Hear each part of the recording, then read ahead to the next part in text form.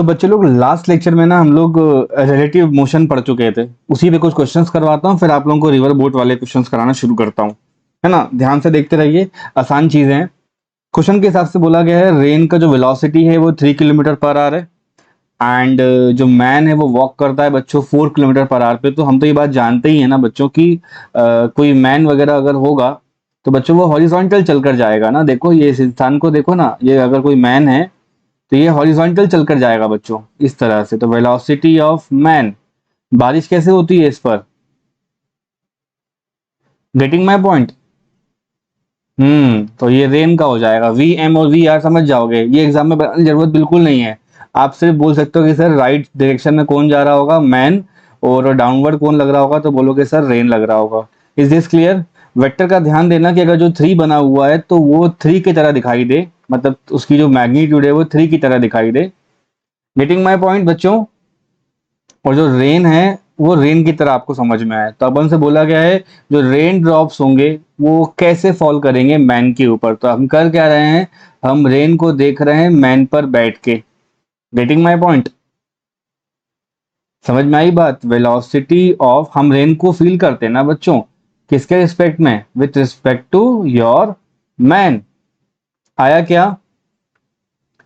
तो जिस पे रेफरेंस पे देखते हो वो तुरंत रुक जाता है बच्चों और आपको क्या कहता है कि ये रिवर्स में कर लो अपने आप को। तो अब ना ये खत्म हो गया है। आंसर बोलो। ये हो जाएगा माइनस का वी एम, नेगेटिव बस वेक्टर के लिए है। अल्टीमेटली यहाँ चल क्या रहा है बच्चों, ये आपको एक पैरेललोग्राम कंप्लीट करना पड़ेगा and you can directly draw few lines like this. ये रहा हमारा answer, velocity of rain with respect to man. बोलो कितना होना चाहिए,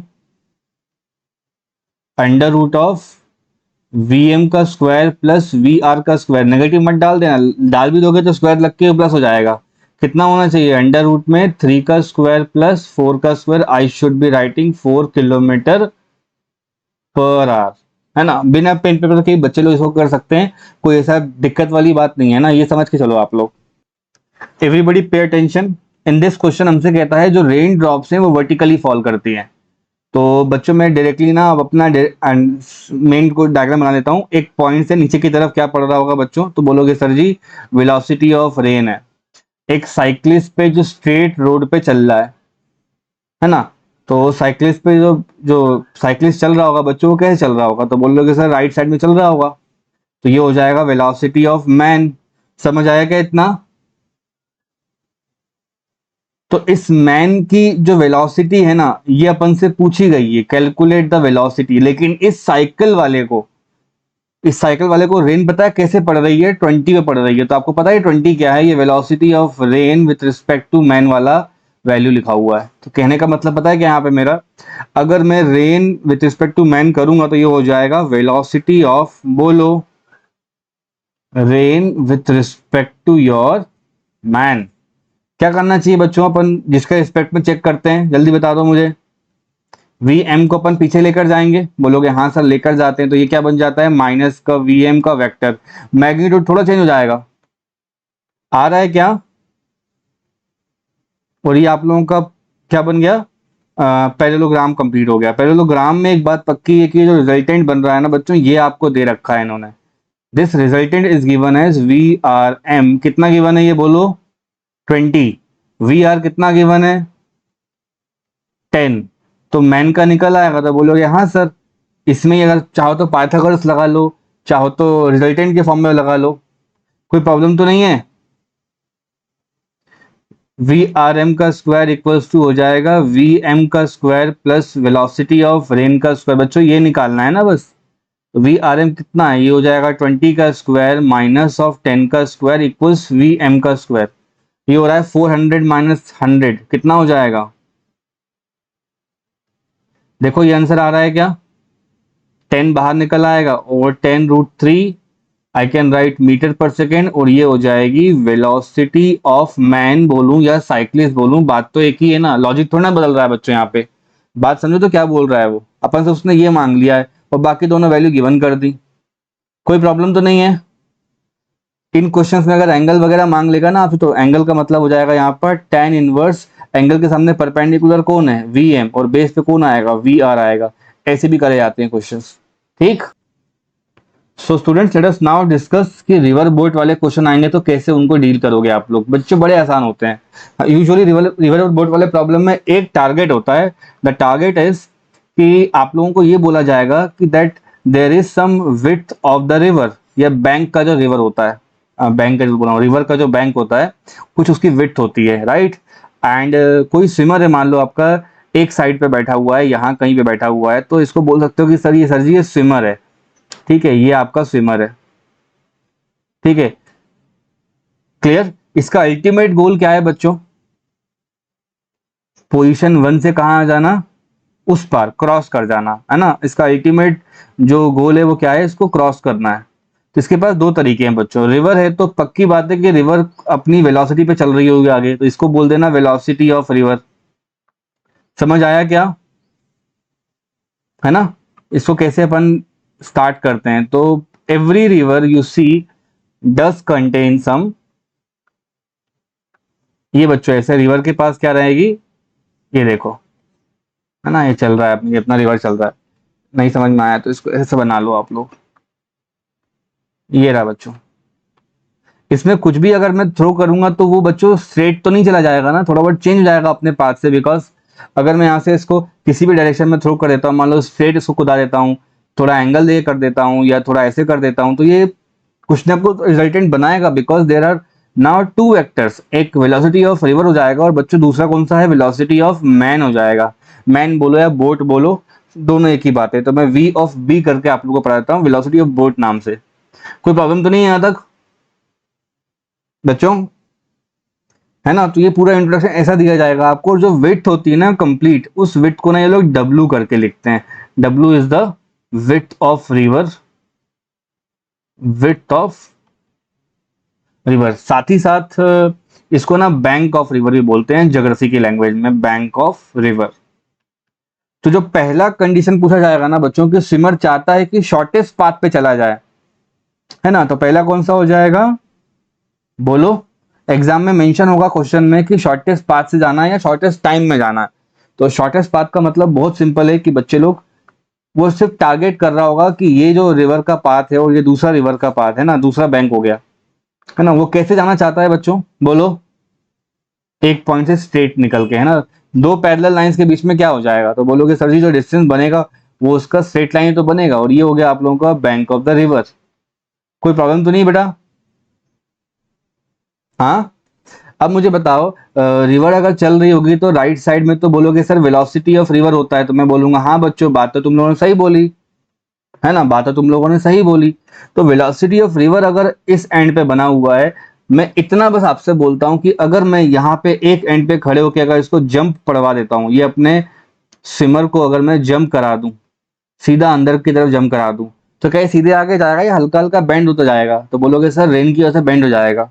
तो हमको ना उसकी स्पीड के हिसाब से ऐसा कैलकुलेट करना पड़ता है। वी मेक श्योर दैट हम इसको जब पानी में गिराएं या लॉन्च कराएं या इसको स्टार्टिंग वेलोसिटी दें, तो बच्चों अपन ना उसको टारगेट करते हैं, कोई एक एंगल बना करके उसको अपन वेलोसिटी देखते हैं इस तरह से। इसको बोलोगे आप वेलोसिटी ऑफ मैन या तो वेलोसिटी ऑफ बोट। कोई दिक्कत? इन दोनों को उठा करके अगर मैं आपसे बोलूं, ध्यान देना, वो रेन वाला दिख रहा है ना अपन को बच्चों, ये रेन वाला है ना, इस रेन वाले को जब आप उठा करके यहां ला दोगे ना,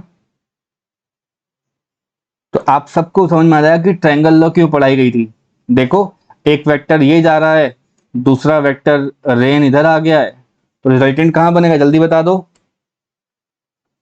रिजल्टेंट बनेगा साइड कंप्लीटिंग द ट्रायंगल पर, और उसका नाम हो जाएगा velocity of man with respect to river. कोई बात, कोई दिक्कत यहां तक? प्रॉब्लम तो नहीं है बच्चों? यहाँ पे एक एंगल ही बनता है, तो ये क्वेश्चन दो बार सॉल्व करवाया जाता है। एंगल वगैरह दिए हो तो उससे भी सॉल्व कर सकते हैं मेथड 1 से, और वेक्टर से सॉल्व करें तो वेक्टर सॉल्व हो जाता है। तो मैं पहले मेथड 1 में करके दे रहा हूँ, मतलब फर्स्ट केस का पहला मेथड है ये। ठीक है। So let V M, V M ने यूज किया अपन ने, V B and V R be the, बोलो, be the velocities of boat and river respectively. तो यहाँ देखो अपन ट्रायंगल लो अगर लगाते हैं बच्चों इस पूरे ट्रायंगल में, तो देखो ये उसका पाथ कंप्लीट हो रहा है, तो बोलोगे यस सर पाथ तो कंप्लीट हो रहा है। तो velocity of man with respect to river कितना हो जाएगा, तो बोलोगे सर जी वो होना चाहिए वी बी का वेक्टर प्लस वी आर का वेक्टर। उन लोगों के डायरेक्शन देखो ना बच्चों, वी बी यहाँ गया, वी आर सामने गया है, तो उनकी जगह पे क्या बन रहा है मेरा, ये एक आंसर बन रहा है। बट इससे ना कोई प्रॉब्लम वगैरह सॉल्व नहीं होनी, ये केवल लिखने के काम में आता है, ये इंसान केवल लिखने के काम में आता है। The only thing they will ask you, वो ये मांगेंगे velocity of man with respect to river कितनी आ रही है ना, एग्जैक्टली कितनी आ रही है ये। तो बोलोगे सर रूट के अंदर कर लेते हैं, बिकॉज ये 90 डिग्री दिख रहा होगा आपको, ये परपेंडिकुलर का टर्म है, तो ये हो जाएगा, बोलते जाओ। कोई प्रॉब्लम तो नहीं है बेटा, एनीबडी? नहीं, चलो आगे बढ़े। अब आपको मालूम है नाउ द बोट, जो बोट होगा ना बच्चों वो ऊपर की तरफ क्यों जा रहा है, सब लोगों ने पढ़ा ना प्रोजेक्टाइल, तो बोलोगे यस सर पढ़ा हुआ है। तो अगर बोट का जो मोशन है बच्चों वो बैंक को क्रॉस करने का मोशन है, मतलब ऊपर की तरफ मोशन करते हुआ जा रहा है, मतलब this is the direction of motion. देखो this is the direction of motion which means this velocity is responsible for the boat to move from one side of the bank to the other side। यहां से यहां पहुंचने के लिए इसको point A से B तक पहुंचने के लिए क्या चाहिए बच्चों, इसको एक velocity of boat into R. तो मैन विथ रिस्पेक्ट टू मैंने रिवर कर लिया है ना, तो बच्चों आप लोग उसको मैन से ही पढ़ लो वरना खुद से कंफ्यूज हो जाओगे। तो मैं भी यहाँ मैन मैन और बच्चों यहाँ पर ही मैं मैन लिख देता हूं। अभी तो क्लियर है सबको?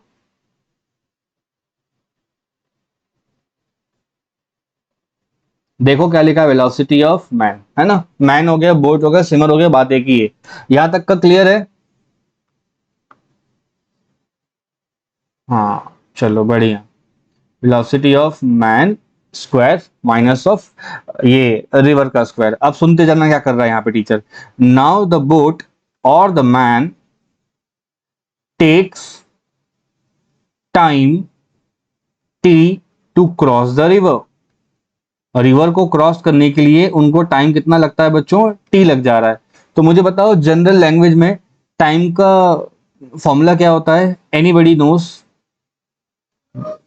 जब कोई एक्सेलरेशन ना हो तो टाइम का फॉर्मूला हो जाता है डिस्टेंस डिवाइड बाय वेलोसिटी। तो यहाँ time taken to cross the river, यहां लिख देता हूं मैं time taken to cross river in the shortest path would be, distance कितना है तो बोलोगे sir bank of the river from A to B W हो जाएगा, और वेलोसिटी हो जाएगी रिलेटिव वाली जो आई थी आपकी, man with respect to river. तो एग्जाम में डायरेक्टली ये वाला फॉर्मूला लगेगा, रूट के अंदर वी एम का स्क्वायर माइनस वी आर का square. This is our answer जो हम ढूंढ रहे थे, है ना, टाइम टेकन बताना होता है। डाउट बोलो, इसका एक कंक्लूजन लिख लो बच्चों। In order to cross the river in shortest path, shortest path पे जाने में ना टाइम थोड़ा ज्यादा लग जाता है, बट एक बात तो पक्की है कि शॉर्टेस्ट पाथ का मतलब होगा स्ट्रेट ही जाना पड़ेगा उसको। तो शॉर्टेस्ट पाथ पे जब चल रहा हो बच्चों, तो in order to cross the river from the shortest path, जो बोट है, boat oblique man should make angle theta with the path, है ना। देखो थीटा बनाया जा रहा है पाथ पे, तो ये इसका एक मेथड हो गया। अब इसको दोबारा रिपीट करके पढ़ाता हूं मैं आप लोगों को। अब एंगल से सॉल्व करना होगा आपको बच्चों। पिछले डायग्राम में जो अपन ने बनाया ना बैंक, सबको दिख रहा है क्या, वही बैंक है। And now you want to go from the shortest path, क्या करना होता है शॉर्टेस्ट पाथ में, मुझे बताओ तो कोई बच्चा। What do you do in shortest path, आप बच्चों उसको लॉन्च ऐसे कराते हो ना बैक साइड में, हाँ है ना, और ये रिवर जा रही होती है सामने की तरफ, तो बोलोगे यस सर ये हो जाएगा वेलोसिटी ऑफ रिवर और ये हो जाता है velocity of man. Am I clear students? और एक एंगल थीटा बना के अपन भेज देते हैं इसको, और यहाँ से यहाँ तक का जो डिस्टेंस होता है बच्चों वो डब्ल्यू बन जाता है। तो बोलोगे यस सर, यहाँ तक का तो क्लियर है। ये मेथड नंबर 2 हो जाती है। मेथड जनरली एंगल से की जाती है। सबको पता है ना कि वीएम का टर्म है और ये एंगल का टर्म है, तो बोलोगे यस सर मालूम है। अगर बोलूं उसको रिजॉल्व करके दिखाओ तो कैसे रिजॉल्व करोगे?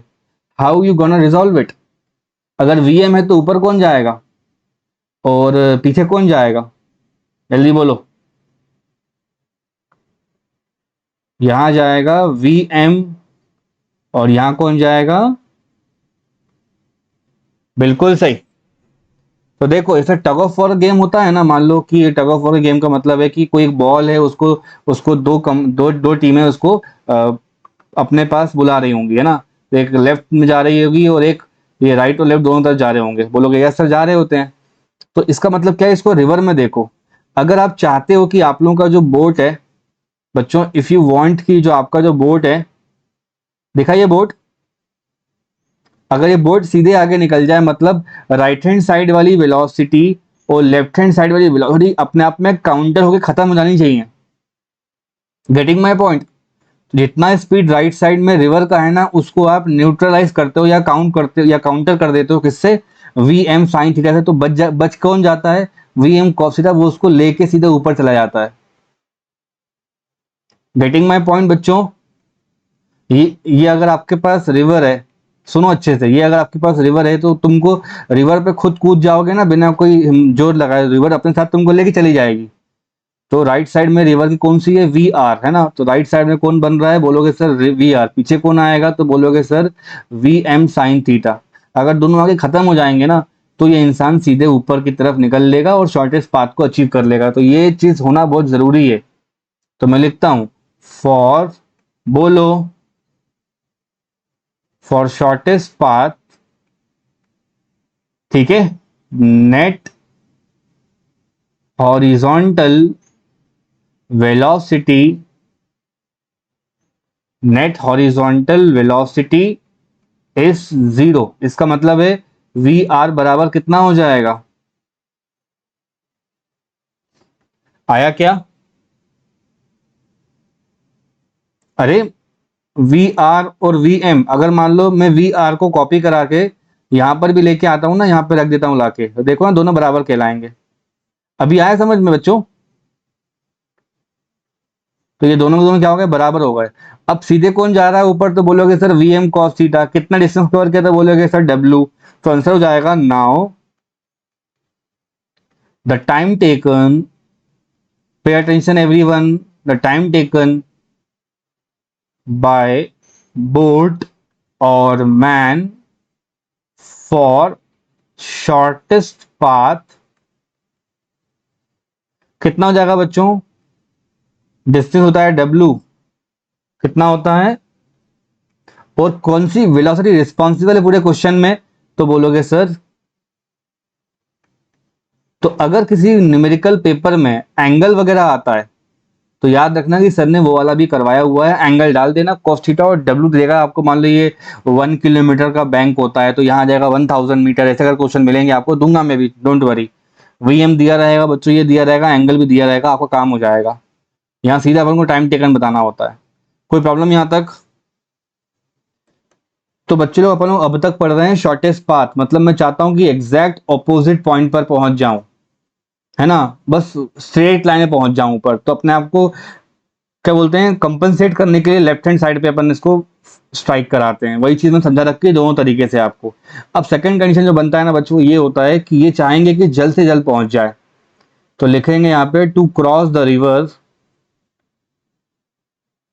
To cross the river in shortest time.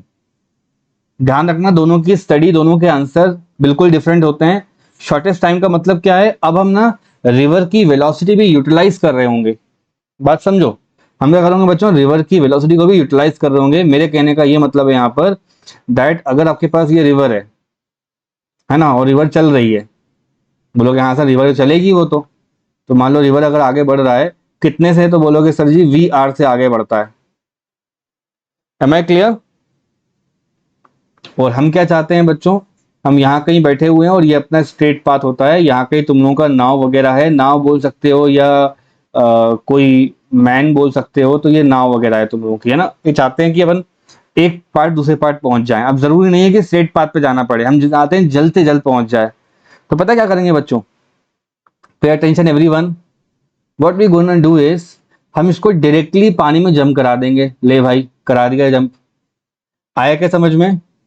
Because अगर वी एम ऊपर रख दूंगा मैं, और यहां से अगर वी आर का एडवांटेज मिल गया मुझे ऐसे रखने का, है ना, क्या हो जाएगा, ये वी आर हो जाएगा।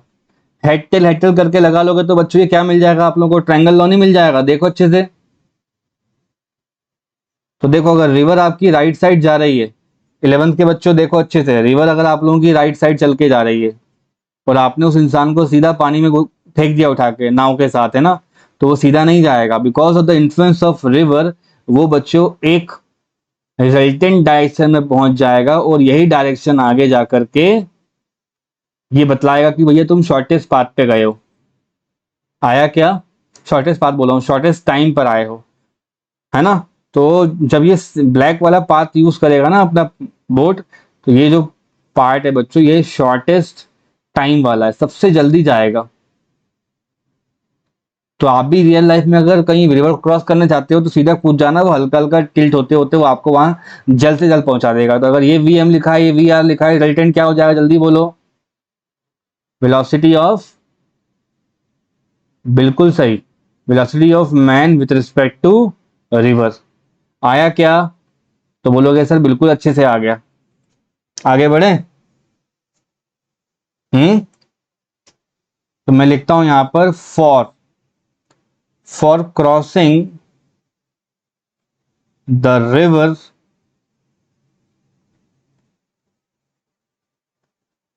इन shortest time, comma, the boat oblique, जो मैन होगा या स्विमर होगा, शुड जंप या start perpendicular perpendicular to the river. अब मुझे बताओ वी एम आर का वेक्टर इक्वेशन कैसा होगा, तो बोलोगे sir V M vector plus V R vector. और अगर मैं आपके सामने पेजेस पलटूंगा ना, तो थोड़ी देर पहले यहाँ पे देखो क्या आया था, वी एम आया था बच्चों, है ना, और प्लस का टर्म मिल रहा था यहाँ पे। वेक्टर में तो प्लस ही लगा देते हैं अपन, लेकिन यहाँ पे देखो रूट के अंदर माइनस का स्क्वायर आ रहा है, देखो आया क्या। तो यहाँ पे मैन की वेलोसिटी क्या हो जाएगी, हाइपोटेन्स पे जा रही है। और वही चीज आप देखोगे तो यहीं पे क्वेश्चन गलती करते हैं बच्चे, डायग्राम नहीं सोचते हैं, फंडामेंटली नहीं समझते हैं। इसको ए से लेके बी पॉइंट पे जाना था, लेकिन बी पे नहीं गया, वो एक्स पे पहुंचेगा। Getting my point? बी पे नहीं गया, वो एक्स पे पहुंचेगा। आया क्या? गुड। तो अगर अपन से कोई पूछ ले अब सामने वाला कि वेक्टर लैंग्वेज क्या होगी, तो ये हो जाएगी ऐसे ही बच्चों। वी एम आर निकालने को आ जाएगा ना, तो बोलना सर रूट के अंदर हमको करना पड़ेगा वी एम का स्क्वायर प्लस वी आर का स्क्वायर। समझ में आ गया क्या? है, दोनों को स्क्वायर करके मिल जाएगा, लेकिन मोस्ट ऑफ द टाइम आप लोगों को वी एम पूछा जाता है। तो वी एम कितना हो जाएगा, तो बोलोगे सर रूट के अंदर हो जाएगा वी एम आर का square minus of V R का स्क्वायर। किस किस को आया ये सेकंड वाला समझ में? पक्का? बाउंसर तो नहीं जा रहा है? अपन लोगों ने क्यों पढ़े पाइथागोरस थ्योरम जूनियर क्लास में इतना एक्सटेंसिवली, क्योंकि जहां मर जाए वहां लगा देगा टीचर। अब परपेंडिकुलर वाला चाहिए ना, तो हाइपोटेन्यूज का स्क्वायर माइनस वी आर का स्क्वायर कर लेंगे, अपना काम हो जाएगा। और बात सुनो, अब मुझे बताओ ये बैंक जो है वो कंप्लीट करना है मुझे, है ना, तो टाइम कितना लगेगा, जल्दी बोलो। Now time taken to cross the river, जल्दी बताओ भाई। Time equals to distance divide by velocity. कितना हो रहा है डिस्टेंस बच्चे लोग, डब्ल्यू। कितनी होगी वेलोसिटी, तो क्या बोलोगे, वी एम से ऊपर जा रहा है ना, भाई यहाँ कुछ भी हो रहा हो, वेक्टर की लैंग्वेज में ऊपर कौन बन रहा है, तो बोलोगे सर वीएम बन रहा है, वीएम की वैल्यू राइट साइड में लिखी हुई है, तो फाइन आंसर बोलो अपना, D W divide by under root के अंदर माइनस ऑफ वी आर का स्क्वायर। कोई प्रॉब्लम तो नहीं किसी बच्चे को? Good job. इसमें देखो नेगेटिव लग रहा है और 2 पेज पहले मैंने पढ़ाया था, तो यहां पर देखो वी एम एम आर की वैल्यू चाहिए थी अपन को, है ना, तो V M minus V R कब लगेगा, इसको पढ़ रहे होगे आप लोग तब, है ना, और ये थोड़ा फॉर्मूला बदलता है, यहाँ पे वी एम आर आने लगता है। तो मैं कभी भी किसी बच्चे को ना ये फॉर्मूला याद करने को कभी नहीं बोलता हूँ, मैं हमेशा ये बोलता हूँ कि लॉजिक याद करो, जब शॉर्टेस्ट टाइम में जाना होगा तो डायरेक्ट कूद जाएगा ये। आ रहा है? अगर एग्जाम में कोई एमसीक्यू सॉल्व में आपसे ये बन गया, डायग्राम बन गया, तो there are far better chances हैं कि आपको ये हमेशा आएगा ही आएगा बच्चों। क्लियर? कोई डाउट तो नहीं है ना? तो ये अपने पास क्या हो जाएगा, वैसे टाइम का टर्म हो जाएगा। तो इन दोनों में से बताओ,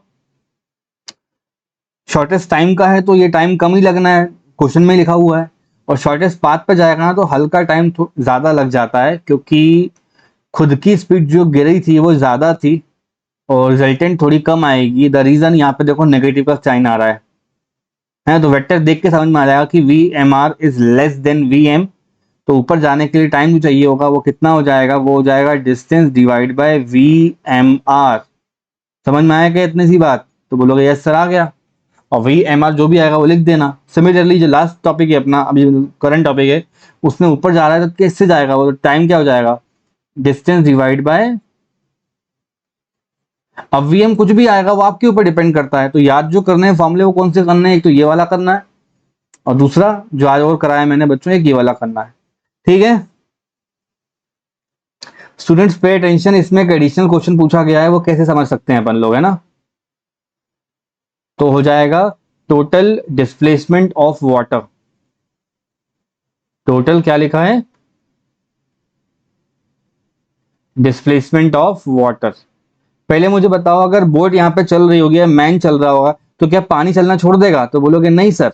तो जिस मोमेंट पे आपने बोट यहाँ पे शुरू करी ना, उस मोमेंट पे पानी के ऊपर कोई वुडन का लॉग रख लो चुपचाप से लाके, तो आप ये पाओगे ना कि जब तक, जितने टाइम में आपका जो बोट है ना वो ए से लेके एक्स तक पहुंचेगा, उतने टाइम में ये जो वुडन का ब्लॉक है ना बच्चों, ये भी अपना पार्ट चेंज करके सामने की तरफ ऐसे चल के आ रहा होगा। बोलोगे यस सर, बात तो सही है। सोचो ना कि पानी नहीं आगे बढ़ता है क्या बच्चों, तो यहां से यहां जाने का जो टाइम है वो कितना होगा, वो टी ही होगा। उतने ही टाइम में ए से लेके एक्स तक कौन जा रहा है बच्चों, बोट जा रही है ना, और ये रिवर जा रही है सामने उतने ही टाइम में। तो हमसे पूछेगा कितना डिस्टेंस हुआ वाटर का, तो वो हो जाएगा बच्चे लोग बी से लेके एक्स तक का डिस्टेंस। तो बी टू एक्स तक का डिस्टेंस, डिस्टेंस का फॉर्मूला क्या होता है, जल्दी बोलो। डिस्टेंस का फॉर्मूला क्या होता है, वेलोसिटी इनटू टाइम। वेलोसिटी किसकी हो जाएगी बच्चों, तो बोलोगे सर पानी की हो जाएगी, और टाइम किसका हो जाएगा, जो इसको लगा है, तो ये हो जाएगा डब्ल्यू डिवाइड बाय, बोलो, वी एम का टर्म होगा ये।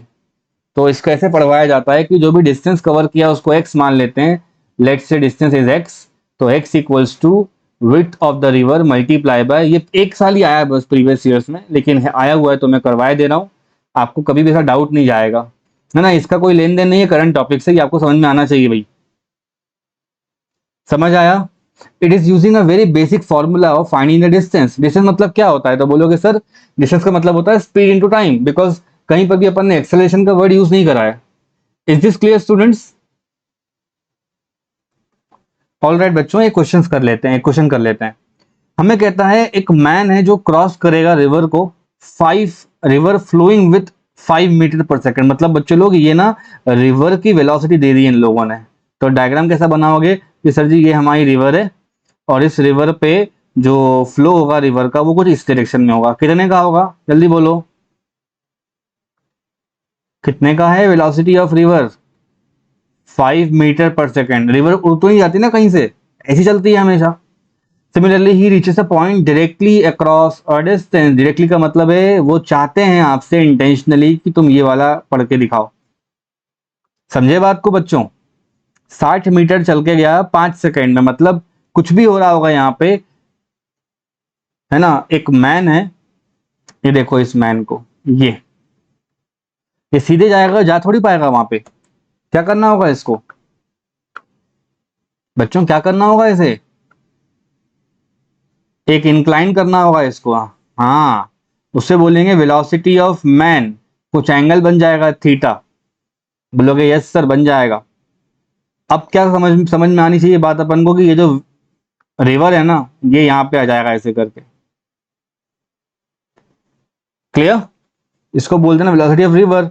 इन दोनों का मिला लोगे तो क्या बन जाएगा आंसर, ऊपर कौन जा रहा है जल्दी बोलो, velocity of man with respect to river, वो कितना होता है, डिस्टेंस अपॉन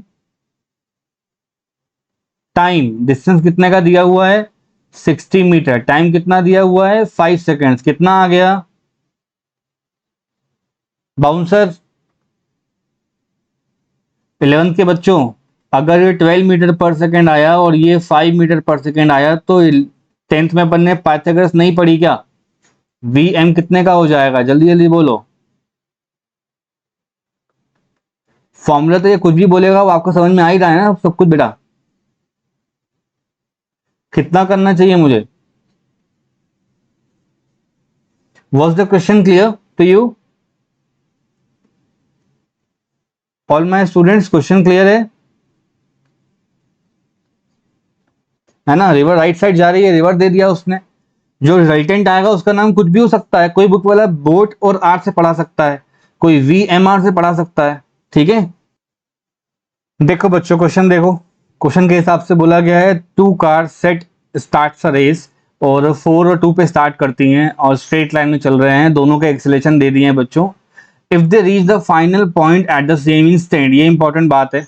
देखो मान लेते हैं कि ये पहली कार है तेज चल रही होगी, दूसरी कार हाफ स्पीड पे चल रही है, तो कहने का मतलब है it is moving with 4 metre per second, it is moving with 2 metre per second. But problem पता है क्या है, कि जहां पे ये एंड करता है वहीं पे दूसरा वाला भी एंड करता है ना। फिनिश लाइन तो सबके लिए बराबर ही होती है ना बच्चों, नहीं आया समझ में, और दोनों का टाइम भी सेम हो जाएगा। ये तो u का वैल्यू हो गया, नहीं आया समझ में, और S1 बराबर कितना हो जाएगा, S2 हो जाएगा। तो बस distance travelled by first car बराबर distance travelled by second car कर लो, आपके आंसर्स मिलने लग जाएंगे बच्चों। S1 बोलो, ut plus half eighty square सुना है, तो ये हो जाएगा 4 इंटू टी प्लस 1/2। ए कितना होगा, तो बोलोगे ए 1 है, और यहाँ आ जाएगा टी का स्क्वायर। S2 कितना हो जाएगा बच्चों, 2 इंटू टी प्लस 1/2, है ना, 2 इंटू टी का स्क्वायर। किस किस को आ रहा है ये समझ में, पे अटेंशन बच्चों, ये 2t लिखा हुआ है यहाँ पे, इसको लेफ्ट में लेके आओगे तो 4 माइनस 2 बच्चों ये 2t बचेगा, और ये 1/2 टी स्क्वायर लिखा है, और ये कैंसिल होने के बाद टी स्क्वायर बचेगा, तो यहाँ हो जाएगा टी स्क्वायर माइनस, बोलते जाओ कितना हो गया, ये 1/2 टी स्क्वायर। तो टी से टी कैंसिल हो जाएगा एक, और टाइम हो जाएगा बच्चे लोग, सबका यही आ रहा है क्या आंसर स्टूडेंट्स। अब टाइम को उठाकर किसी भी एक वैल्यू में रख दो, तो डिस्टेंस 1 निकालना हो तो भी आंसर मिल जाएगा, तो ये हो जाएगा ut प्लस 1/2 AT स्क्वायर। याद रखना u1 लेना है और a1 लेना है, तो u1 लिया हुआ बच्चों 4, टाइम दिया हुआ है 4 प्लस 1/2, एक्सेलरेशन है 1, और टाइम हो जाएगा बच्चे लोग 4 का स्क्वायर। ये होना चाहिए 16 plus 16/2, that should be 8। Answer mark करोगे आप लोग 24। ऐसे क्वेश्चन आए कर लोगे बच्चों,